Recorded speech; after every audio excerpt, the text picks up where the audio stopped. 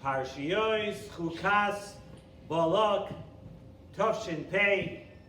Tonight we have the special privilege of giving you two shiurim, or one shiur actually, but two parshiyos for the price of one admission.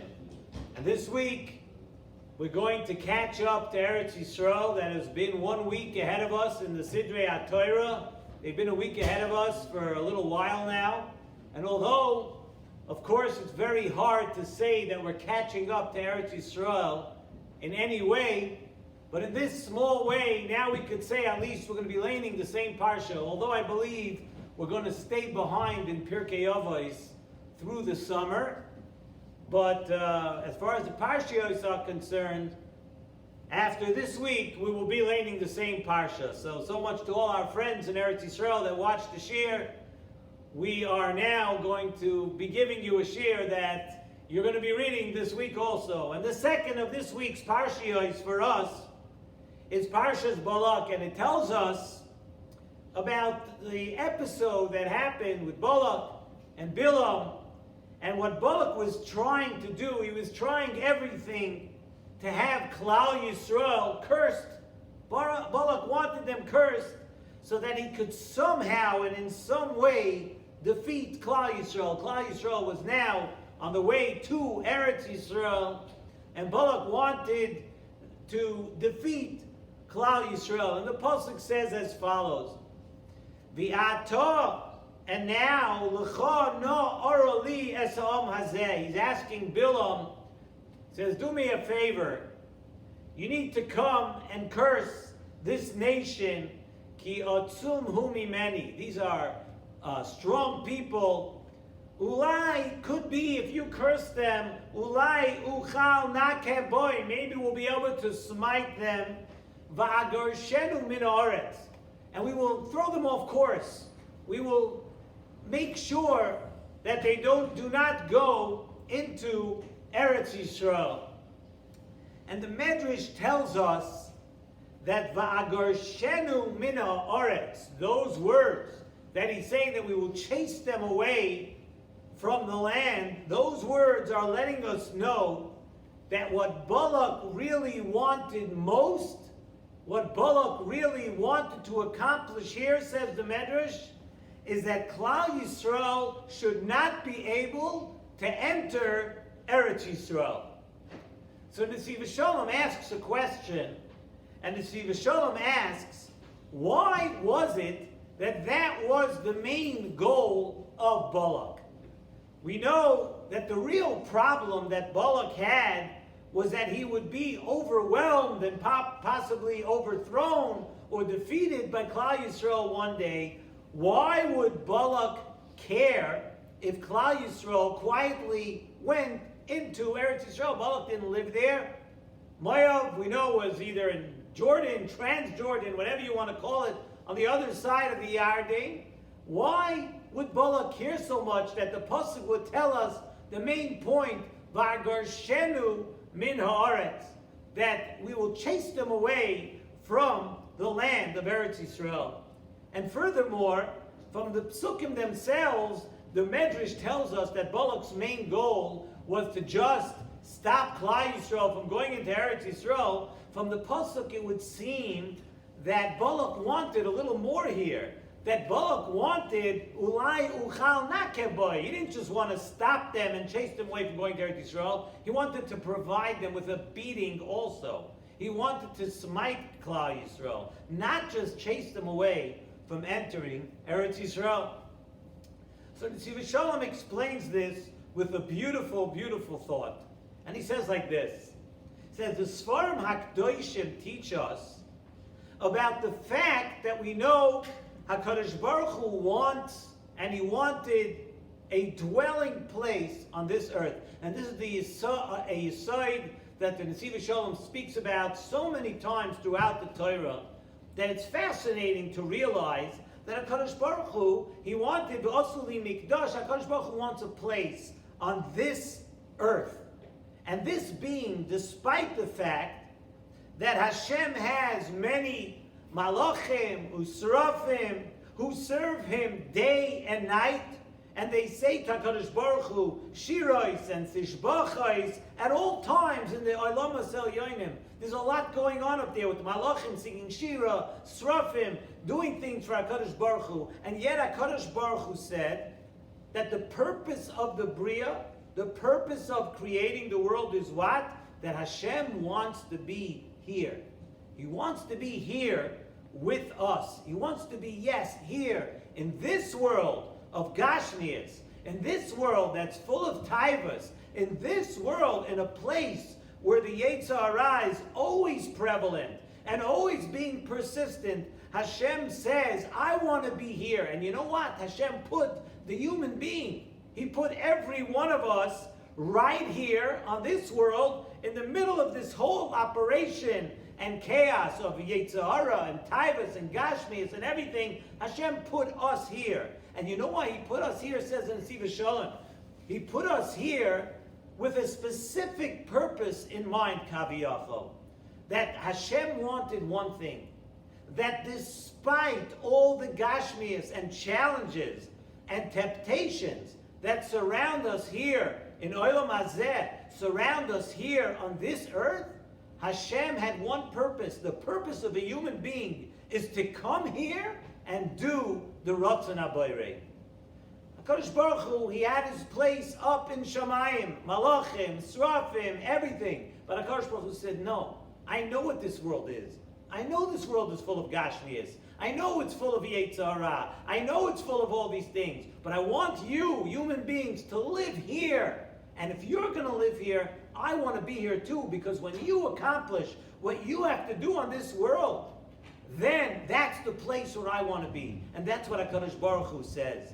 The Meretz Magid tells us, we say every day in davening, Mal'ah ha'aretz kinyonecha. And he says a drush on these words, Mal'ah ha'aretz kinyonecha. You know what that could mean? That this earth, Mal'ah ha'aretz kinyonecha, it is full of ways to be koine ruchnias. It is full of ways to be koine HaKadosh Baruch Hu. We can be koine godliness in so many ways if we just overcome the different things that stand in our way here on this earth. And a person can use all these things of Gashmias that are on this earth, you can use every one of them, L'Shem Shamayim.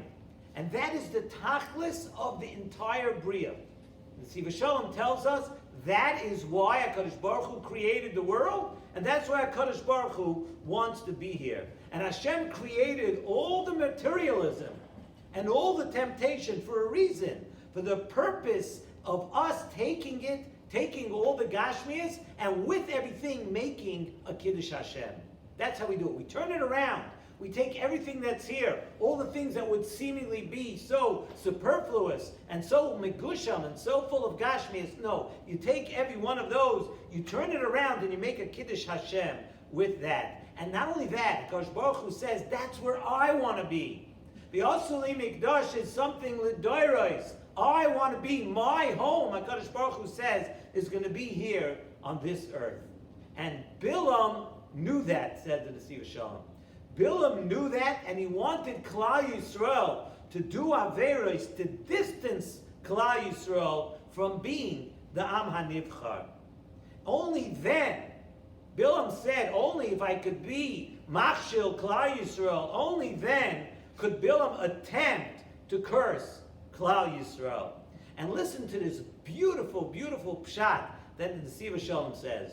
And listen to how a person, Nesivos Shalom, the way he read a pasuk. The pasuk we says, Ulai uchal nakeboy, maybe I'll be able to smite them. Va'gorshenu min haaretz. And we said pshat from the Medrash, Va'gorshenu min haaretz, pasuk pshat, the Medrash says that I'll chase them away from being in Eretz Yisrael. Says in Nesivos Shalom, Va'gorshenu min haaretz, means that I'm going to take them away from the tachlis of why I created the world. Like we said, HaKadosh Baruch Hu says, I created this world, so you should take Gashmias, Artzias, things min haaretz, and use it for Kiddush Hashem. Va'gorshenu min haaretz.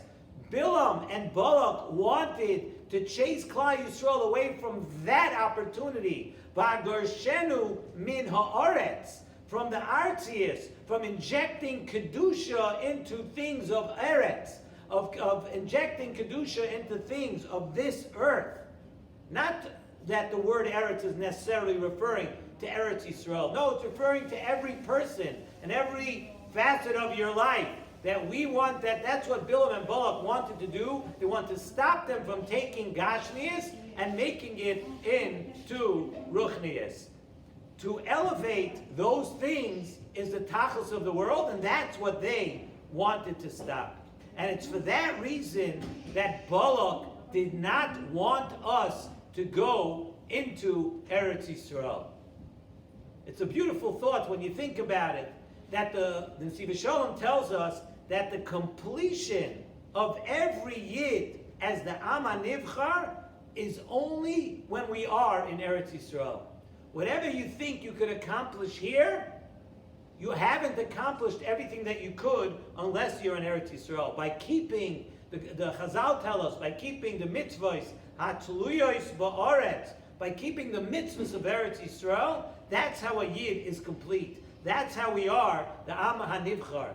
When are we complete? When the Am HaNivchar resides in the Eretz Nivcheres, that is when we have a very, very high level of shleimus. So, V'agarshenu min ha'aretz, anything, don't let them become complete.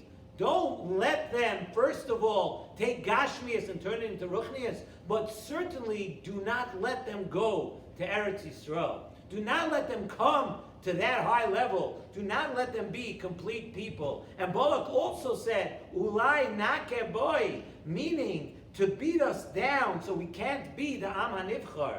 Beat them down. Don't let them accomplish V'agarshenu min ha'aretz. Don't let them accomplish what that ultimate level of Kedusha.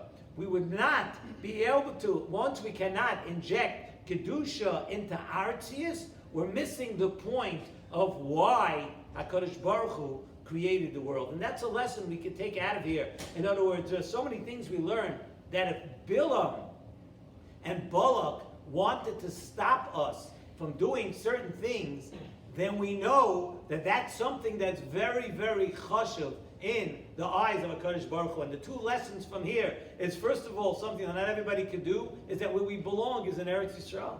A Yid has to know that as good as you think you'd have it here, and it's geschmack of Babatei Medrash and Yeshivas and everything in the Chesed organization, everything wonderful that we have here in the Chutz La'aretz, you think, but you have to understand that we're still missing, just like Nesivos Shalom talks about it many times also, just like of grapes, there are certain areas, be it in France, in California, you have beautiful, delicious grapes. Why is a grape different?